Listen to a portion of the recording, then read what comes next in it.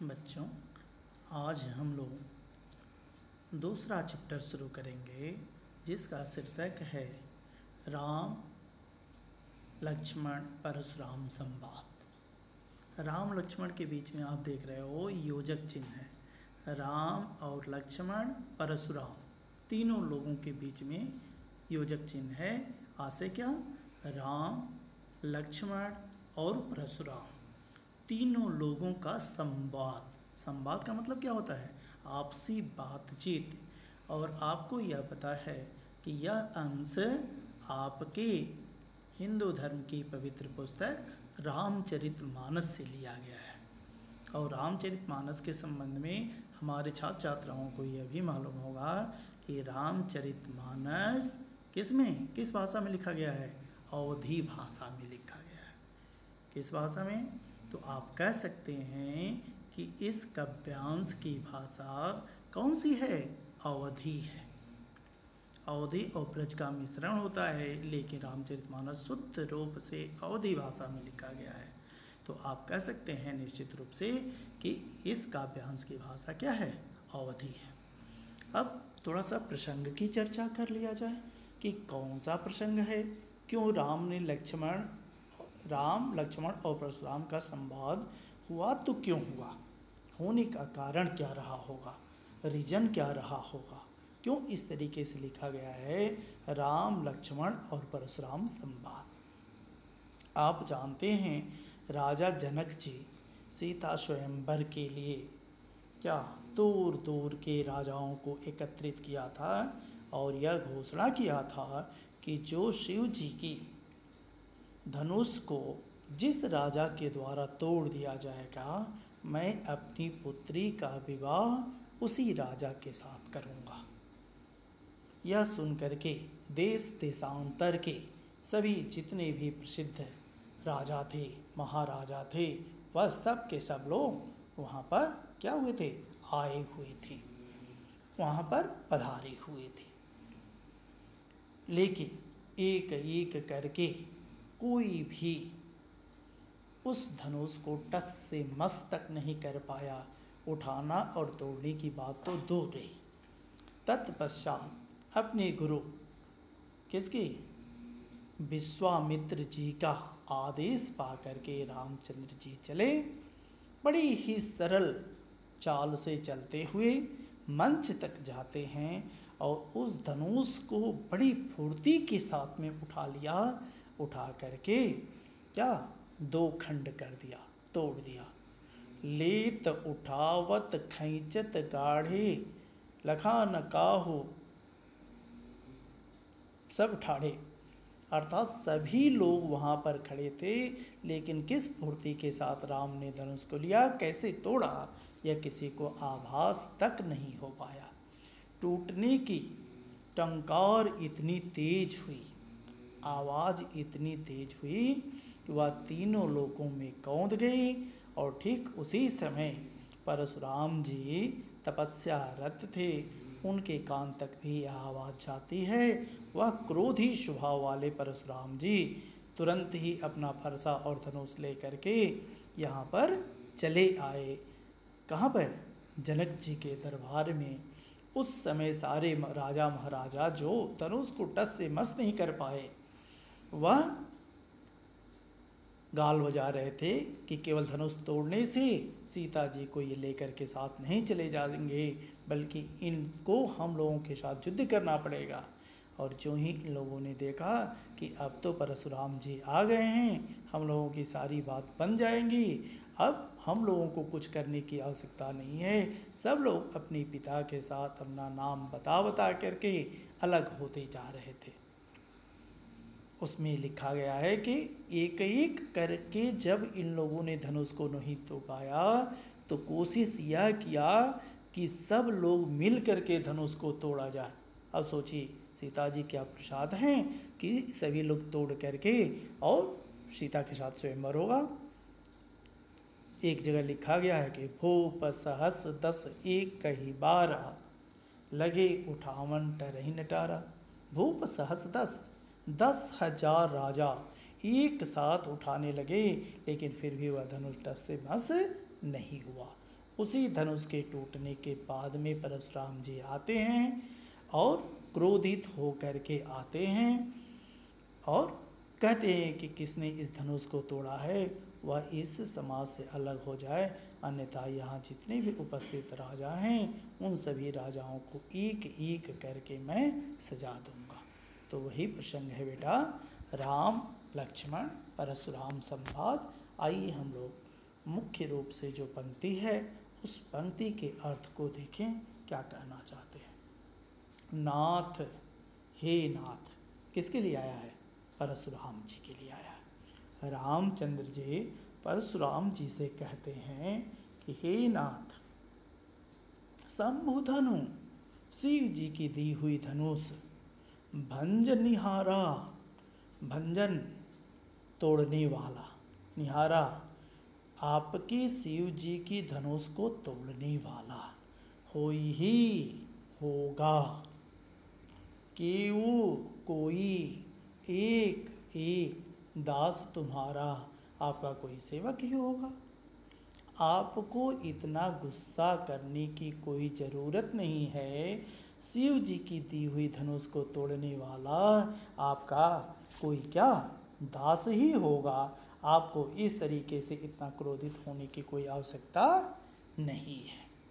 तो इन्होंने कहा कि नाथ शंभु धनु भंजनिहारा, हुई है केहू एक दास तुम्हारा, आपका कोई दास ही होगा। इस तरीके से आपको गुस्सा करने की कोई ज़रूरत नहीं है।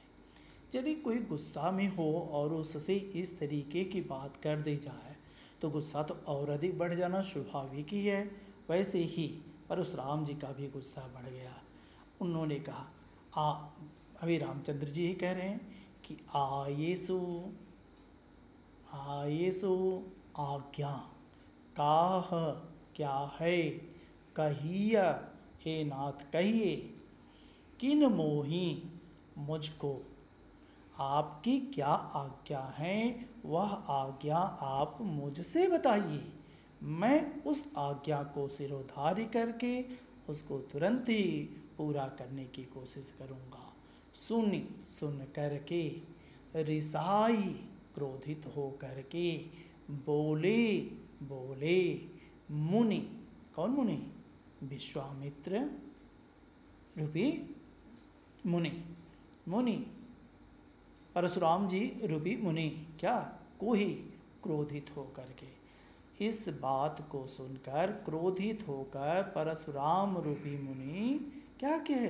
बोले। कोही का मतलब क्या होता है बेटा? क्रोधी होता है।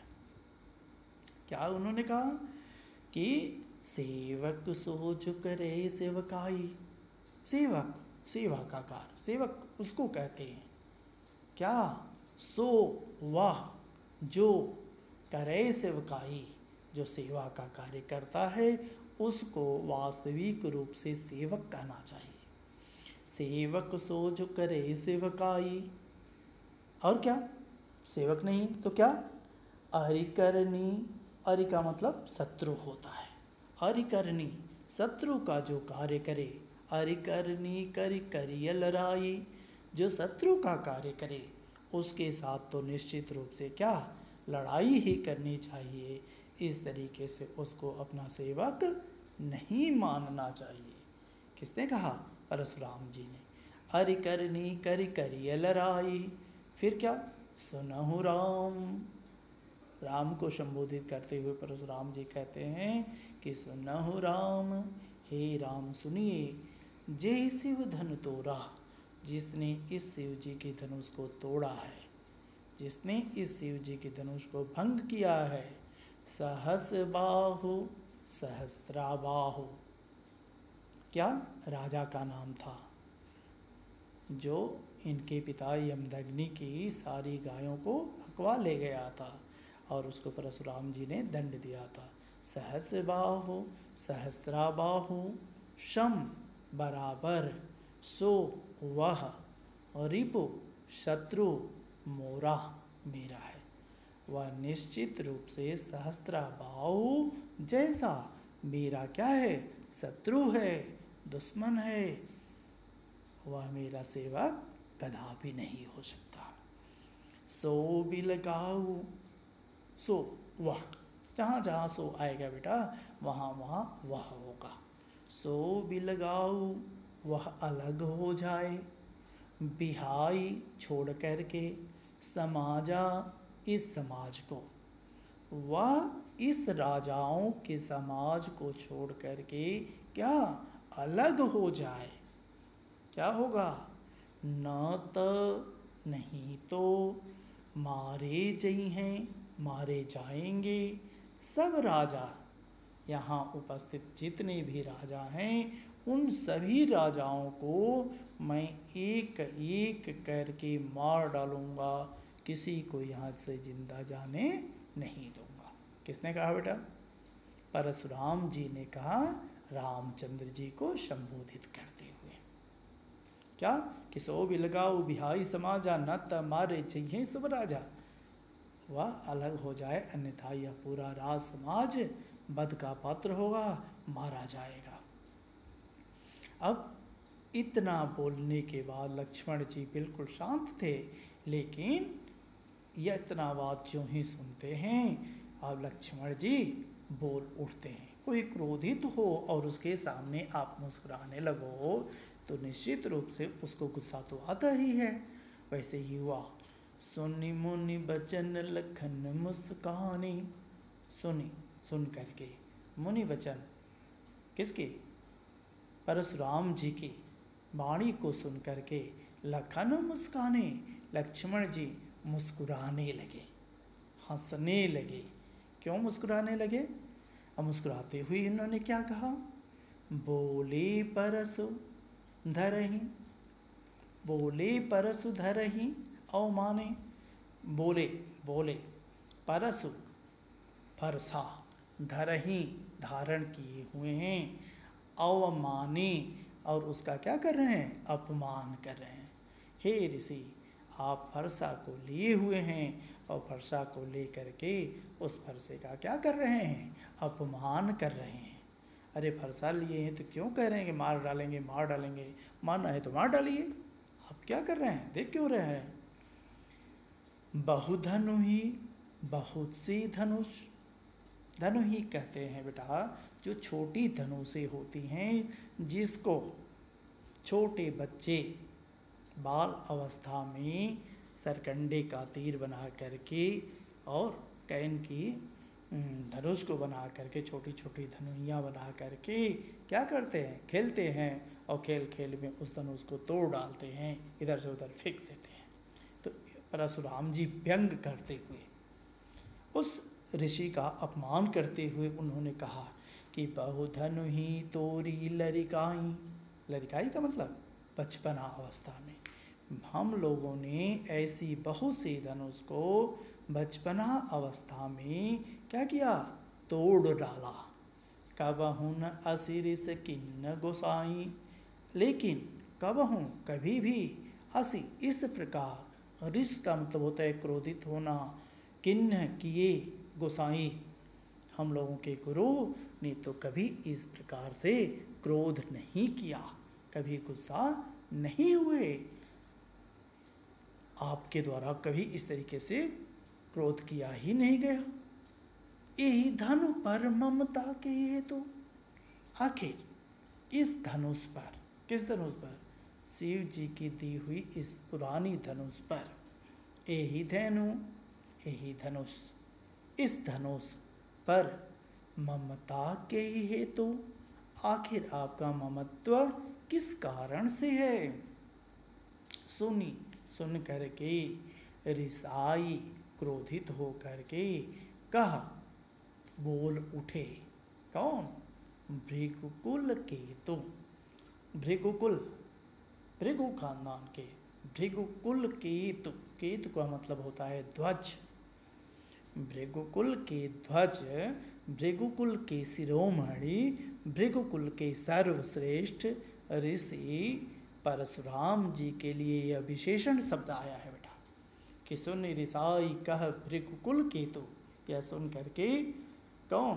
परशुराम जी भृगुकुल के शिरोधार्य ध्वज मुकुट जो परशुराम जी वह इस प्रकार बोल उठे। क्या बोले? रे नृप बालक काल बशा। अरे नहीं कहते हो, हे खबरदार, सावधान हो जाओ। इन्होंने भी कहा, रे नृप बालक, हे राजा के पुत्र। रे नृप बालक, नृप का मतलब राजा होता है, बालक का मतलब पुत्र होता है। हे राजा के पुत्र, क्योंकि स्वभाव से तो ऐसा देखने से लग रहा था कि ये लोग कोई राजा के ही पुत्र होंगे। रे नृप बालक, हे राजा के पुत्र, काल बस, मृत्यु के बस में हो गए हो। बोलत तो ही न संभार, इसलिए तुम संभल करके बात नहीं बोल रहे हो। क्यों? धनु ही शम त्रिपुरारी धनु, तुम लोग मूर्ख हो जो शिव जी की महान धनुष को क्या धनु ही शम, छोटी धनुष के समान कह रहे हो। त्रिपुरारी धनु, यह शिव जी की विदित धनुष है, शिव जी की दी हुई धनुष है।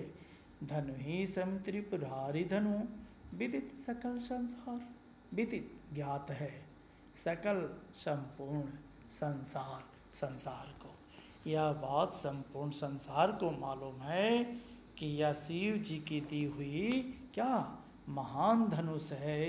यह कोई छोटी सी और बच्चों के द्वारा खेली जाने वाली कोई धनु ही नहीं है, जिसको तुम लोग बार बार छोटी धनुष धनु ही कह करके संबोधित कर रहे हो। वह छोटी धनु ही नहीं, बल्कि शिव जी के द्वारा दी गई महान धनुष है। इसलिए हे राजा के पुत्र, तुम मृत्यु के बस में हो करके इस तरीके से तुम अपनी बात को संभाल करके नहीं बोल रहे हो। यदि तुम अपनी बात को संभाल करके नहीं बोलते हो तो निश्चित रूप से मैं तुमको सजा दूंगा। इसलिए इन्होंने कहा कि धनु ही सम त्रिपुरारी धनु, धनु ही के बराबर तुम इस शिव जी की धनुष को आकलन कर रहे हो, अनुमान कर रहे हो। विदित सकल संसार, जबकि इस धनुष को तीनों लोक जानता है कि क्या यह शिव जी की मान्यता प्राप्त धनुष है। इस धनुष की तुलना किसी साधारण धनुष से नहीं की जा सकती है। तो यह है इस तरीके से रामचरितमानस का और आपकी पाठ्य पुस्तक का काव्यखंड के दूसरे चैप्टर का पहला पद। इस चैप्टर में इतनी गूढ़ बातें भरी हुई हैं कि मैक्सिमम 1 से 2 पद ही चल पाते हैं, एक पद में ही लगभग एक वीडियो पूरा हो जाता है।